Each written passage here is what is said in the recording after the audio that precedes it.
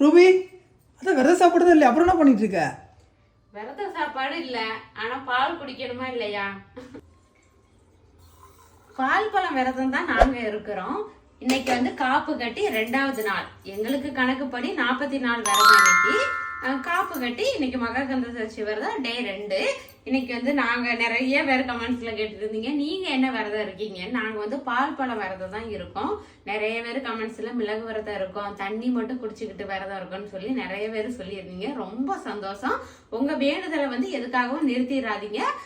என்ன வேண்டி இருக்கீங்களோ அது சந்தோஷமா அப்படியே உங்க வேண்டுதலை கண்டினியூ பண்ணுங்க. கண்டிப்பா முருகர் உங்களுக்கு தருவார். நேற்று போட்ட வீடியோல எல்லாரோட கமெண்ட்ஸையும் நான் படிச்சேன். நிறைய பேர் உங்க பேரோடையே அவங்க வேண்டுதலை சொல்லியிருந்தாங்க. ஏன்னா நான் கேட்டிருந்தேன் உங்க பேரோட சொல்லுங்கன்ட்டு. அதுல பாத்தீங்கன்னா ஒரு 2 பேரோடது மட்டும் நீங்க பார்க்கலாம். ஏன்னா ரொம்ப லென்த்தாவும் பார்க்க முடியாதுல்ல, நம்ம ஃபுல் வீடியோல எல்லாரோடதையும் சேர்த்து பார்க்கலாம். என் பேர் வந்து ஹேமலதா. எனக்கு 10 வருஷமா குழந்தை இல்ல, நான் 2 வருஷமா சஷ்டி விரதம் இருக்கிறேன், சீக்கிரமா குழந்தை பாக்கியம் கிடைக்கணும் அப்படின்னு சொல்லி இருக்காங்க.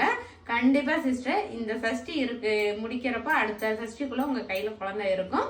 முருகன் அருளால் எல்லாமே நடக்கும் சிஸ்டர். சண்முக பாரதி, அவங்க அப்பாவுக்கு வந்து கேன்சர், அவங்க ட்ரீட்மெண்ட் எடுத்துக்கிட்டு இருக்காங்க. அது சீக்கிரமா நிறைவேறணும், சரியாகணும், அவங்க அப்பா உடம்பு ஹெல்த் நல்லா இருக்கணும் அப்படின்னு சொல்லியிருக்காங்க. கண்டிப்பா சிஸ்டர் அப்ப சீக்கிரமா குணமாயிருவாங்க. நாங்களும் சேர்த்து முருகர்கிட்ட வேண்டிக்கிறோம். நீங்களும் நல்லா வேண்டிக்கோங்க சிஸ்டர். நிறைய பேரோட வேண்டுதல் எல்லாமே நான் படிச்சுக்கிட்டு தான் இருக்கேன். எப்பவுமே சாமி கும்பிடுறப்ப எனக்காக வேண்டுறப்போ உங்களுக்காகவும் சேர்த்து தான் நான் வேண்டிக்கிறேன். முருகர் அருளால என் வேண்டுதலோட சேர்த்து உங்க வேண்டுதல் சீக்கிரமா நிறைவேறும். வெற்றிவேல் முருகனுக்கு அரோகரா.